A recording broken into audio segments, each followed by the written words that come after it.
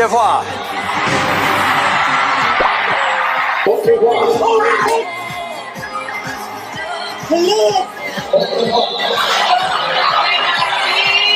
电话。通电话。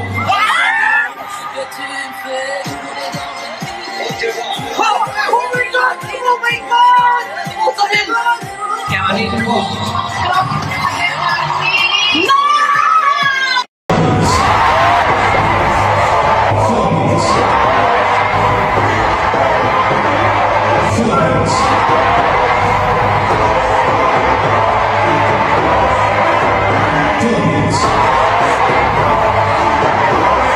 通勤通学中の皆様おはようございます。トゥクタの世界時事ニュースのお時間です。さあ本日はですね、大変物議を醸しておりますミスユニバースの続報になります。あれからもですね、2025年のこのミスユニバース、燃えに燃えておりまして、全く鎮火する気配がありません。そんな中ですね、なんとこのね、ミスユニバースの株を 50% 保有しているというメキシコの大富豪がとある発言をしまして、今回ね、最有力候補とされておりましたコートジボワール、もう最初からですね、優勝することができなかったということが発覚しました。これ自ら喋ったんですね。で、その他にもですね、今回の優勝者、メキシコのファティマ・ボッシュも、この件についてね、言及しておりまして、とんでもないカードを切ってしまったんですよ。これによりね、さらなる批判にさらされているという状態になっておりますので、本日はこのあたり、詳しく一体何が起きているのか見ていきたいと思います。この番組は、海外のホットな時事ニュースをお届けします。通勤通学のお供にちょうどいいチャンネルとなっていますので、ぜひチャンネル登録お願いします。さあ、それでは本題です。こちらね、見えておりますが、皆さん、ミスユニバース、鎮火しません。どうしますか？すごいことになってますね、現状ね。もう炎上に次ぐ炎上で、様々な話がね、あれから出てきているんですが、もうことごとく全てが燃えに燃えまくっているというような状態になっています。で、これに関連した話がですね、それはたくさん出てきておりますので、ちょっと本日ね、現在どのようになっているのか、アップデートしてみたいと思います。で、まずこちらですね、関連する話題ということになるんですが、ミスユニバース共同オーナーに逮捕状が発行。大会をめぐる論争が激化する中、ミスユニバース機構の共同オーナーに対し、逮捕状が出されたと報じられている。フランス24とインディペンデントによれば、バンコクの裁判所はミスユニバースを共同所有する JKN グローバルグループの、ここね、名前が難しい、ジャカポン・アン・ジャクラジュ・タティップに対し、詐欺事件に関連して逮捕状を発行した。2023年、ある美容外科医が彼女が自身の会社への投資を持ちかける際に、詐欺行為や情報の隠蔽を行ったとされている。ということでね、こちらに見えておりますが、この方皆さんご存知ですかね。現在ね、このミスユニバースを保有しております JKN グローバルグループというのがあるんですが、このね、元 CEO です。現ではないですね。前 CEO。で、この方はですね、トランスジェンダーとして知られておりまして、なんとですよ、皆さん、世界で3番目に裕福なトランスジェンダーと言われています。大富豪なんですね。なんですが、現在はですね、詐欺容疑で逮捕状が出ておりまして、一説によるとですね、現在、メキシコに逃亡していると、このようにも言われているようですね。で、ちなみにね、現在もこのミスユニバースを所有しております JKN グローバルグループというのは、かなり前からね、経営難に陥っておりまして、破産申請してるんですね。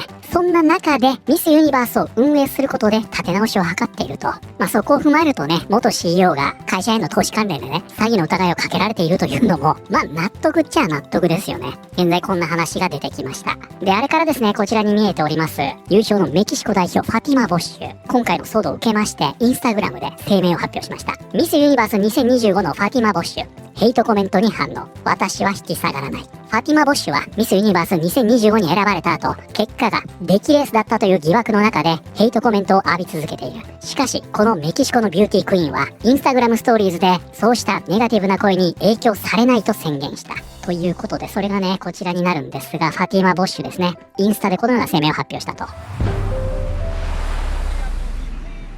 で、ちょっとね、これが非常に長いんで、いくつかね、抜粋して読んでみますね。私ははっきりと言いたい。どんな攻撃も私をひざまずかせることはできないし、どんな侮辱も私の目的を消すことはできない。そしてここです。女性が声を上げれば、私たち全員が声を上げる。女性が抵抗すれば、私たち全員が抵抗する。女性が勝てば、何千もの女性の道が開ける。私は後退しない。隠れない。輝くために許可を求めたりもしない。ちょっとサウザーっぽいですね。なぜなら、女性が憎悪に対して毅然と立つときに何千もの女性の道が再び開けるからだ。恐怖を感じている女性たち、暴力の中に生きる女性たち、沈黙させられてきた女性たちへ、私はあなたたちを見ている。あなたたちに敬意を払う。そして私はあなたたちのために声を上げる。というような形でですね、なんと今回ですね、このファティマ・ボッシュ、この件に関してね、女性カードを切ったんですね。でもちょっとこれって変ですよね。で、こういうのって、男性が優勝する可能性のある大会で、女性が優勝した結果非難されている。これだったらわかるんですけど、これ争ってるの全員女性でしょ。で、これを女性への攻撃だというのは、ちょっとなんかずれてるなという印象は、プクタは受けましたね。皆さんどうですか？これね、みんな感じているようで、こちらね、それを伝えているんですが、姉さん、あなたの競技相手は全員女性だよ。何を言ってるの？彼女は明らかに反発の核心を理解していない。あのステージに立っている女性たちは皆たくましいんだ。それは最低条件だ。人々が指摘しているのは競技の公正さが政治や影響力によってかき消されたという事実だ。あなたが向き合うことを拒んでいるのはそこなんだ。彼女は本当の問題を理解していないし、何が起こっているのかも理解していない。じゃあその女性にはあなたのせいで報われなかった他の女性候補たちも含まれているの？これは性差別の話じゃないんだ。批判しているのは男性だけじゃない。分かってるよね。大半は私のような女性だ。女性を盾にして孤立化させないでほしい。問題そのものが他の女性たちに関わることなんだから。こちらちょっとね、別のリップを見てみましょうか。この声明は10点満点中2点。散々時間があったのに出てきたのがこれ。今起きている一連の論争については触れないつもりなの。彼女が概予告を受けるに値するか？いいえ。でも、女性のエンパワーメントや他の女性のために立ち上がると説く人にしては、偽善者という批判から逃れられていないのも事実だ。結局声を上げるのが自分一人に都合がいい時だけって都合が良すぎない？彼女って何に対しても常に被害者ぶるよね。女性のエンパワーメントを語り、女性のために立ち上がると言いながら、自分が受け取るに値しないクランを受け取ったってところには全然繋がらない。言っていることとやっていることが噛み合っていないんだ。ということでですね、今回のね、声明に関しましては、なぜかですね、女性カードを切ってしまったため、全く賛同を得られていないんですね。で、さらにはですね、先ほどのね、コメントにもありましたが、もともとね、この人というのは、ナワット騒動あったでしょ。タイの主催者ですよ。で、あの時はね、彼が自分のことをバカ呼ばわりしたんだと言って、連帯を示した他の代表と共に退場したと。で、彼女はね、その男性の権力に負けない、自立した女性、戦う女性、女性のエンパワーメントを象徴する女性として称賛されたわけですよ。なんですが、今になっては、なんだかんだ、いつも被害者ぶってるだけの人だよねと。こんなことまで言われてしまってるんですね。じゃああれから、このメキシコ代表が正当な理由でミスユニバースになったわけではないという材料が出てきたのかという話になるんですが、これね、出てきました。出てきちゃったんですよ。ミスユニバースの会長が、コートジボワールのオリビア・ヤセが負けたのはパスポートが弱いからだと発言。このね、コートジボワールのオリビア・ヤセというのは、ファイナリストの中でね、最も優勝で有力視されていた女性ですね。ミスユニバース機構の会長が再び物議を醸している。この会長というのはたびたび出てきます。今回優勝したファティマ・ボッシュとね、ズブズブの関係にあったと言われている、ミスユニバースの株を 50% 持っているメキシコの富豪です。この人のことですね。これがまたしても論争を巻き起こしていると。彼はライブ動画の中で、コートジボワール代表、オリビア・ヤセがあれほど見事なパフォーマンスをしたにもかかわらず、なぜミスユニバースの王冠を手にすることができなかったのかと尋ねられた。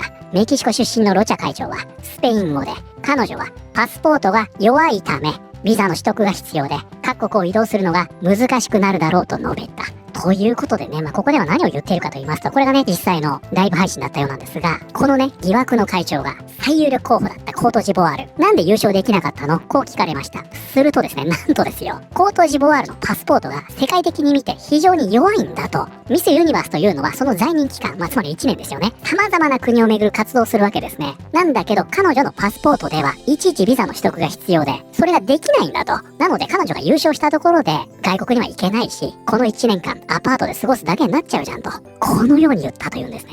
恐ろしいでしょ。皆さん、これがですね、ミスユニバースの株を 50% 持っている会長ですよ。つまり、このね、最有力候補だったコートジボワールの代表というのは、最初から優勝することができなかったということです。で、これに関してはですね、こちらにありますが、オフェリー・メジノというですね、ミスユニバースでもね、大変有名な女性がいるんですが、激を起こしています。グアドループ代表のオフェリー・メジノは、インスタグラムのストーリーズ投稿で、ヤセを擁護。ロチャの言動は、自分たちのような候補者だけでなく、ミスユニバースのブランドを支えてきた、すべての人々に対する敬意の欠如を示していると述べた。それがね、こちらのインスタグラムになるんですが、勝てないと分かっていながら、彼女たちを出場させたの？多様性とインクルージョンを語るためだけに彼女たちを参加させたの？私は不正が大嫌い。あなたは今年こう言ったわよね。ミスユニバースに参加したことがない国が史上最多だったと。あなたたちは小さな地域の希望を奪っている。トップ30、トップ12、トップ5に入れない理由を理解できない何百万人もの人々の希望を奪っている。こんな言い訳聞いたことがない。最悪だ。というような形でね、今回話題になっております、コートジボワール代表。今回このようになりました。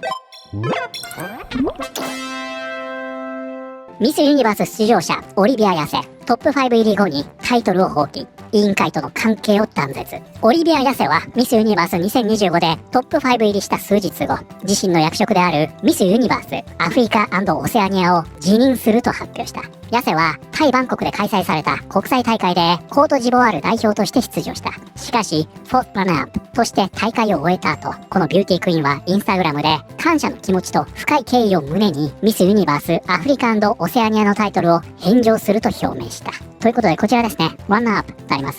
こちらが本日のキーワードになります。Runner up。レースや競技で2位になった人。ということでこちらね、ランナーアップというのは準優勝という意味になります。アップっていうのはね、すぐそばという意味になりまして、よくほら動画なんか見てて、この後すぐっていうのをカミングアップっていうでしょ。あのアップです。これでね、すぐという意味になるんですが、この1位のね、すぐ後ろにいて、惜しくも届かなかったランナー。これで準優勝という意味になるんですね。で、これですね、前回の動画のコメント欄でもね、ちょっと勘違いされちゃってる方いらっしゃったようなので、改めてご説明しますね。このね、ランナーアップというのは、先ほども言った通り、準優勝という意味になるんですが、先ほどの記事にもありました、こちらですね、4th runner up。つまり4番目のランナーアップと、このような表記のされ方をするんですね。これが例えば first だったり second、third。このようにして、順位プラスランナーアップ。このようにして使われるんですよ。これはね、どういう意味かと言いますと、このね、4th runner up というのは4番目の準優勝者ということです。つまり、5位という意味なんですね。なので、この言い方をするときは、1個ね、順位が繰り下がるので、ちょっとここだけ気をつけてくださいね。つまり、ミスユニバースというのはね、もう最後の最後でね、ファイナリストを5人に絞られるわけですが、この今回のコートジボワール代表というのは、4th runner up。つまり、このファイナリストの中で5位、最下位だったということです。これは4位ではありませんのでね。ということで、こちらね、改めて見ていきますが、ヤセはタイ・バンコクで開催された国際大会で、コートジボワール代表として出場した。しかし、5位として大会を終えた後、このビューティークイーンはインスタグラムで感謝の気持ちと深い敬意を胸に、ミスユニバースアフリカ&オセアニアのタイトルを返上すると表明した。ということでね、こちらではね、何を言っているかと言いますと、こちらにあるんですが、これですね。こちらがミスユニバース2025の新しく任命された大陸別のクイーンです。ということで、このね、ミスユニバースというのは、大本命となりますミスユニバースの他に、各地域ごとのユニバースというのを選ぶんですね。そしてね、今回アジアのクイーンとして選ばれたのが中国でした。ね、中国が選ばれたと。そしてヨーロッパ、中東ですね。これがマルタで、ここ、アメリカ大陸ですね。これがベネズエラ。そしてここです。アフリカ&オセアニア。これがコートジボワールだったんですが、このオリビアヤセ、こんなものいりませんと言ってこれを返上したというわけです。彼女は次のように記した。ミスユニバース2025バンコク大会でコートジボワール代表として戦い、私は逆境の中でも大きなことを成し遂げられると身をもって証明しました。しかし、この道を進み続けるためには、私の価値観、尊重、尊厳、卓越性、そして機会の平等という私を導く最も強固な柱に忠実でなければなりません。また彼女は自身の辞任がミスユニバース委員会との今後いかなる関係も含めて立つことを意味すると明確にした。ということでですよ、皆さん、優勝でしょもうこの人がミスユニバースでしょ。だからオーディエンスはこれをね Q&A で見抜いていたということですね。だってみんなこのコートジボワール代表がミスユニバースにふさわしいって言ってたんだから。なのでこれがあるからここでね女性のエンパワーメントというのを主張するならタイトル返上しろよと言われちゃってるわけですね。この偽善者がと。そしてですね皆さん、これだけでは終わりませんよ。はい、こちらね騒動の渦中にあります先ほどの会長ですね。ミスユニバースのオーナー、もううんざりだと発言。相次ぐ論争の中で組織の売却を検討。ミスユニバース機構の会長ラル・ロチャは今回の大会をめぐる数週間の論争を受け、自身の株を売却する意向があると述べた。ロチャはメキシコのジャーナリストアデラ・ミチャのインタビューで、バンコクで開催された大会や組織に向けられている一連の不正疑惑への自身の対応について語った。インタビューの中でロチャは自分がミスユニバースの会長であり50% の株式保有者であることを改めて明確にした。その上で彼は引き継いでくれる相手を探していると述べ、さらに英訳すると、これはテストみたいなものだ。リレー競争のようにバトンを誰に渡すべきかということだ。と付け加えた。ということで皆さん覚えてますか？以前の動画のね、最後の方に僕とお話ししたと思いますが、このユニバース機構、今回の件に関して調査をするという方向になるのか、それともね、批判者を批判するという方向に持っていくのか、どのように手打ちに持っていくのか、注目しておくといいんじゃないかというお話したと思います。なんとですね、この会長、先ほどのパスポートの件もそうなんですが、散々引っかき回した挙句、売却して逃げる方向のようですね。で、さらにはね、今回優勝したファティマ・ボッシュは、女性が責められているんだという女性カードを切って、批判者たちを批判しているというね、こういう最悪の状態になっているというわけです。はい、ということで本日はですね、今回大炎上しておりますミスユニバースのその後の騒動をまとめて見てまいりました。いかがだったでしょうか？いやー、すごいことになってるでしょう。で、もともとね、このミスコンというのは、このご時世、あまり注目されてないというのもあるじゃないですか。で、このミスユニバース自体もね、それを運営している会社が自利品だということで、今回の大会の騒動というのは、もしかしたらね、終了に向けての決定打になるかもしれませんよね。少なくとも同じ体制で開催したところで、スポンサーつかないんじゃないかなっていう気もするので、もう本当にね、地の底に落ちたなというような状況になってしまってますよね。で、これ以外にもね、まだありまして、こちらですね、ジャマイカ代表なんですが、ステージからね、転落するという事故が起きました。これその後ね、担架で運ばれて、彼女まだ入院してるんですけど、この時にね、運営の幹部が出場者に事情を説明したそうなんですが、その第一声がですよ、彼女が注意を払っていなかったせいでこんなことが起きたと説明したそうです。第一声がそれだったと。だからね、このミスユニバースの運営体制っていうのは、本当にちょっとおかしいんでしょうね。で、それが今回露呈しただけなんじゃないかなという気はしておりますが、皆さんはこれについてどのように思われたでしょうか？ということで、本日の動画は以上になります。この動画良かったよと思っていただいた方、ぜひチャンネル登録、グッドボタンお願いします。それではまた、通勤通学中にお会いしましょう。